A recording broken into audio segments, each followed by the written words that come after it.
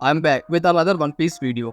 अब जैसा कि हमें पता चल चुका है कि लूफी का डेविल फ्रूट गोंगू गोंगू नोमी कोई आम फ्रूट नहीं बल्कि वो एक मिथिकल जोन फ्रूट है, सन गॉड नीका का। तो क्वेश्चन यहाँ पे ये है कि सैंक्स इस फ्रूट के लिए इतनी मेहनत करके CP0 से छीनता है और फिर उसे एक बच्चे को खाने देता है। ये सैंक्स की पर्सनैलिटी से मैच नहीं करती थी। तुम्हें क्या लगता है? चलो इस वीडियो में इसके ऊपर बात करते हैं। हमारे लिए तुम्हारा ओपिनियन भी बहुत मैटर करता है, तो चैनल को सब्सक्राइब करके इस पे कमेंट करना ना भूलें। वन पीस मेरे according the most iconic anime है और ओडा का स्टोरी प्रेजेंटेशन से नेक्स्ट लेवल पे ले जाता है। इतना तो अब तक समझ आ ही गया है कि वो कुछ भी बिना रीजन के नहीं करते। स्टार्टिंग में मुझे भी लूफी का गोंगू गोंगू नूमी खाना बस एक कोइंसिडेंस लगा था कि लूफी रेड एयर पायरेट्स के साथ मस्ती कर रहा था, जो अपने साथ इस बार एक डेविल फ्रूट भी लाए थे।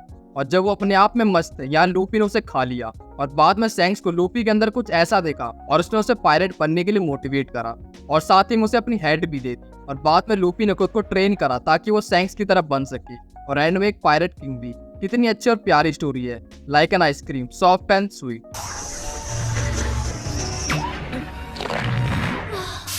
बट सब कुछ इतना सीधा सीधा नहीं होता ना। अब हम सैंक्स के बारे में कितना जानते हैं, चलो थोड़ा सोचा जाए। बहुत कम। वहाँ पर ओडन के फ्लैशबैक में हम रॉजर के क्रू को काफी अच्छे से देखते हैं और उसके काम करने के तरीके को भी, और उसका लाफ टेल तक पहुंचना। इसके बाद सैंक्स ही वो है जो सबसे ज्यादा इन्फ्लुएंशियल कैरेक्टर है, जो रॉजर, बाकी योंको और यहाँ तक कि गोरोसे से भी कनेक्टेड और ओवरऑल सबसे ज्यादा वही जानता है। और सैंक्स ही वो आदमी है जो इस स्टोरी को कहीं ना कहीं मैनिपुलेट भी कर रहा है। तो इतना कुछ जानने के बाद ऐसा हो ही नहीं सकता कि वो बस रैंडमली फूसा विलेज में जाता था और उसे ईस्ट ब्लू में घूमना पसंद था। बिकॉज सैंक्स वो पर्सन है जो रॉजर की विल को आगे लेके आया है और उसकी स्ट्रॉ हेड को भी। और जैसा कि हमें पता है कि रॉजर टाइम से पहले लाफ्टेल पहुंच गया था और बाद में वो उस इंसान के इंतजार में था जो डॉन की शुरुआत कर सकता, क्योंकि वो ऐसा कुछ था जो उस टाइम पे नहीं हो सकता था। वरना रॉजर का पायरेट क्रू किससे ही कम था। उसके क्रू में खुद रॉजर, रेली, ओडन, डगलस, कॉपर गवान जैसे 30 मार्क आते। इसलिए रॉजर ने खुद के एग्जीक्यूशन को एक एडवर्टाइजमेंट की तरह यूज करा और जितने ज्यादा लोग वो मोटिवेट कर सकता था उसने किया पायरेट बनने के लिए। और साथ ही वो सब कुछ अपने क्रूमेट को बता के गया कि वो ढूंढे उस इंसान को और उसे गाइड करे लाफ्टेल के लिए। और यहाँ पर सैंक्स ने अपना पार्ट दिया लूफी को एक वर्दी पर्सन की तरह चुन के और उसे मोटिवेट करके। यहाँ पर हमें समझ आता है कि क्यों क्रोकल ग्रैंड लाइन के रिवर्स माउंटेन के एंट्रेंस पे था, ताकि वो नजर रख सके सारे पायरेट्स। और उसने लूफी को पहचान भी लिया और उन्हें लॉक पोस्ट भी दिया था और साथ ही में यूज करना भी सिखाया था। अब क्रोकस सभी को तो लॉक पोस्ट नहीं बांट रहा होगा जो वहां से गुजर रहे थे। अगर ऐसा होता तो वो दुकान ही खोल लेता एक। और आगे सिल्वर रेली का साबा ओडी पे होना, जो कि न्यू वर्ल्ड में जाने की एंट्रेंस है। और इसी के साथ वो इकलौता पर्सन था जो शिप्स को कोड कर सकता था। इसी वजह से वो हर पायरेट क्रू को क्लोजली देख पाता था। उसने तो लूफी को पहचान भी लिया था, जैसे वो उसी का इंतजार कर रहा हो। तो यहाँ पे ये बात तो क्लियर हो जाती है कि सैंक्स की ड्यूटी थी to find a right person जो टी क्लैन से हो। और इसकी सबसे ज्यादा चांस है कि सैंक्स पूसा विलेज में एस के लिए आया था। एक तो वो डी क्लैन से था और रॉजर का बेटा भी। बट एस का रॉजर का बेटा होने पे मेरी पर्सनल अलग थ्योरी है, उसको हम किसी और वीडियो में कवर करेंगे, वरना ये वीडियो काफी लंबी हो जाएगी और शायद फसड़ भी हो जाए। Back to topic. लूफी को चूज करने के बाद सैंक्स कभी ईस्ट ब्लू में गया भी नहीं, तो इसका मतलब उसका काम पूरा हो गया था लूफी को पायरेट बनने के लिए मोटिवेट करने के बाद। अगर अभी भी इन सॉलिड प्रूफ के बाद तुम कन्विंस नहीं हुए तो चलते हैं और इसको थोड़ा और डीप समझते हैं। मान लो सैंक्स को नहीं पता था कि वो सन गॉड नीका का फ्रूट है, तो वो क्यों CP0 से उसको चुराएगा? मतलब इतना रिस्क लेना, वो भी एक आम डेविल फ्रूट के लिए। रिस्क मैनेजमेंट भी कुछ होता है। CP0 से चोरी मतलब वर्ल्ड गवर्नमेंट से। आखिरकार माल तो उनका ही था। अब तक हम जितना सैंक्स के बारे में जान पाए हैं, वो खुद फालतू की फाइट्स को अवॉइड करता है। तो अगर वो CP0 से कुछ चुरा रहा है तो इसका मतलब वो चीज कुछ ज्यादा ही इंपॉर्टेंट हो। यहाँ पे ऐसा भी हो सकता है कि लूफी ने सच में ये फ्रूट गलती से खाया और सैंक्स का इसमें कोई पार्ट ना। बट फ्रूट की पावर के बारे में सैंक्स को पता था और जब लूफी ने वो खा लिया तो अब सब कुछ उसे लूफी के ऊपर बैट करना पड़ा। बट दोनों ही केस में सैंक्स को जॉय बॉय और फ्रूट की रियल पावर के बारे में पूरा आइडिया था। और लूफी के फ्रूट को खाने के बाद अब जो रॉजर अचीव करना चाहता था वो सब लूफी के कंधों पे आ गया।